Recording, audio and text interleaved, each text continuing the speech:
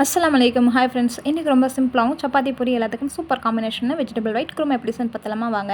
அதுக்கு நான் இன்றைக்கி கேரட் பீன்ஸ் உருளைக்கிழங்கு எடுத்திருக்கேன். இது கூடவே பட்டாணி இருந்தால் எடுத்துக்கோங்க, எங்கிட்ட இல்லை. இப்போ ஒரு கைப்பிடிலுக்கு முந்திரி பருப்பில் ஒரு ஸ்பூனுக்கு கசகசா சேர்த்து கொஞ்சமாக தண்ணி ஊற்றி ஊற போட்டுடலாம். இப்போ ஒரு மிக்ஸி ஜார் எடுத்துக்கோங்க. அதில் ஒரு 1/4 முடிவுக்கு தேங்காய் சேர்த்துக்கோங்க. இது கூடவே நம்ம 2 துண்டளவுக்கு இஞ்சி, காரத்துக்கு தகுந்த மாதிரி பச்சை மிளகா ஒரு 5 சேர்த்துக்கோங்க. 1 ஸ்பூன் அளவுக்கு சோம்பு சேர்த்துக்கலாம். ஒரு வச்சிருந்த கசகசா முந்திரி பருப்பு அதையுமே சேர்த்துட்டு ஒரே ஒரு ஸ்பூன் அளவுக்கு பொட்டுக்கடலை சேர்த்துக்கலாம்.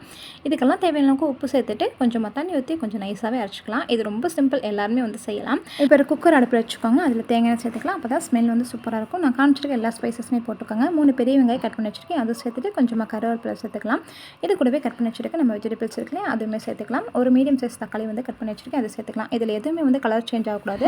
இப்போ இதுக்கு தேவையான அளவுக்கு உப்பு சேர்த்து மட்டும் கொஞ்சமாக தண்ணி விட்டு ஒரே ஒரு விசில் விட்டு எடுத்துருங்க. அவ்வளோதான். நம்ம அரைச்சிட்டு வந்து விழுது சேர்த்துக்கலாம். கொஞ்சமாக தண்ணி விட்டு 2-3 கொதி வந்தமே மல்லித்தலை தூவி இறக்கணும். சூப்பராக ரெடி ஆயிடும். நீங்களும் ட்ரை பண்ணிவிட்டு எப்படி இருக்குன்னு சொல்லுங்கள்.